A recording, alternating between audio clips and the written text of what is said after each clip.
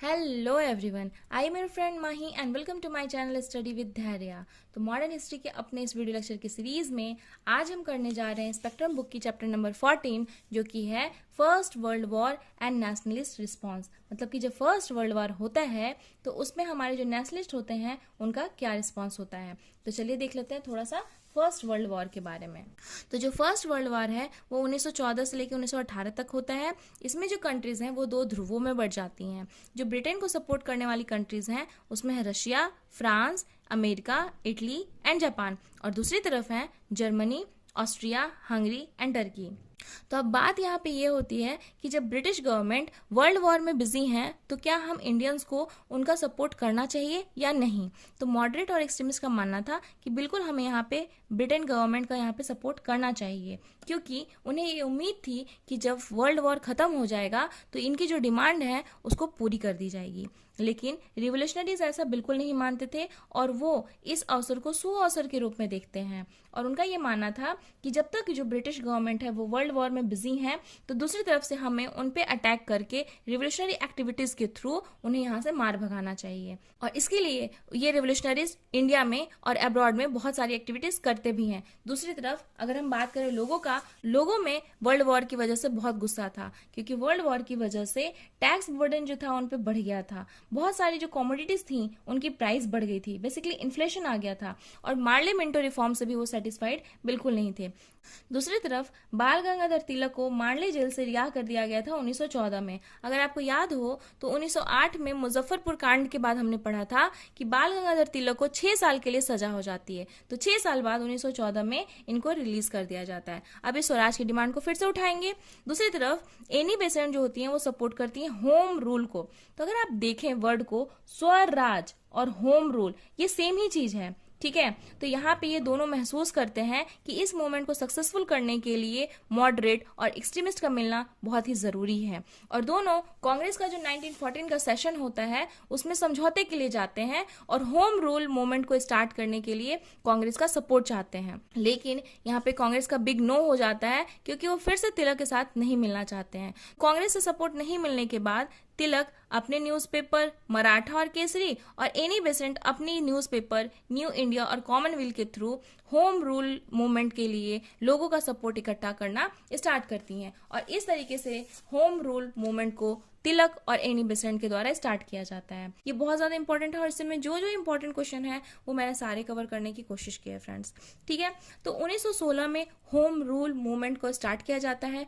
जो ये home rule league movement था वो आयरिश होम रूल लीग के तर्ज पे बनाया गया था और इसे रशियन रिवोल्यूशनरी से सपोर्ट भी मिला था। तो ये क्वेश्चन में पूछा गया है कि इसे कहाँ के रिवोल्यूशनरी एक्टिविटीज से सपोर्ट मिली थी, तो रशियन रिवोल्यूशनरी से सपोर्ट मिली थी।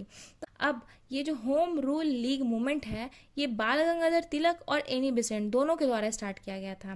तो ये जो बाल गंगाधर तिलक का है वो 28 अप्रैल 1916 को स्टार्ट किया गया था और एनी बेसेंट वाला सितंबर 1916 को।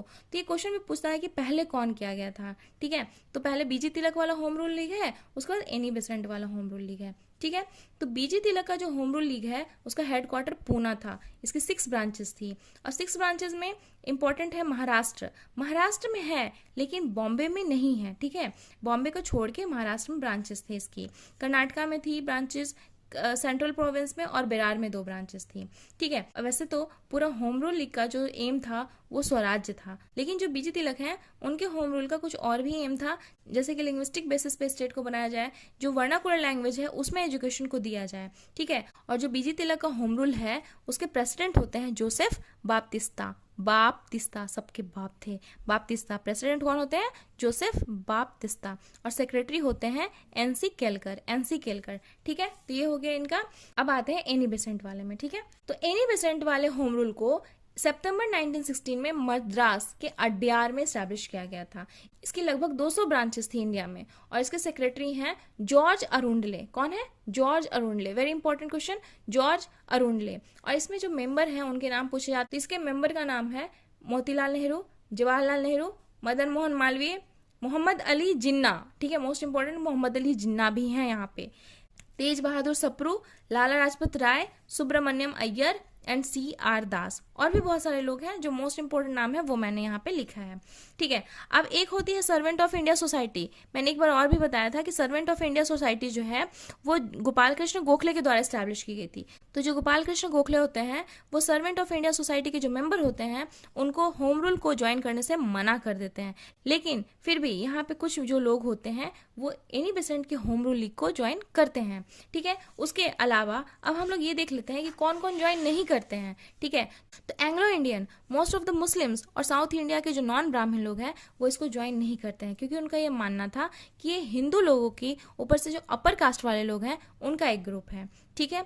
अब जून 1917 को एनी बेसेंट, BP वाडियार और अरुणले को अरेस्ट कर लिया जाता है। और इनके अरेस्ट के विरोध में S सुब्रमण्यम अय्यर जो होते हैं, ये जो सुब्रमण्यम अय्यर होते हैं वो अपनी नाइटहुड की उपाधि को त्याग देते हैं। अब जून में इनको गिरफ्तार कर लिया जाता है, अगस्त में इनको रिलीज कर दिया जाता है और सितंबर तक आते आते जो होम रूल लीग मूवमेंट है उसको खत्म कर दिया जाता है। क्यों? क्योंकि जो मांटेग्यू होते हैं, secretary of state of India, जो वहाँ लंदन में बैठेंगे, वो ये घोषणा करते हैं कि फर्स्ट वर्ल्ड वार के बाद हम इसके बारे में विचार करेंगे। जो भी आप होम रूल की बात कर रहे हैं उस पर विचार किया जाएगा। तो इस तरीके से ये जो पूरा का पूरा होम रूल था मूवमेंट वो खत्म हो जाता है।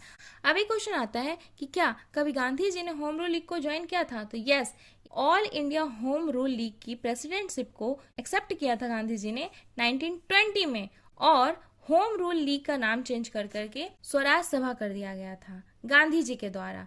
और बाद में यही स्वराज सभा ज्वाइन कर लेती है INC को 1 साल के बाद। इस तरीके से जो होम रूल लीग का ये पूरा स्टोरी था फ्रेंड्स वो खत्म होता है। अगर आपको ये मेरा वीडियो पसंद आया हो तो like, share and subscribe. Thank you.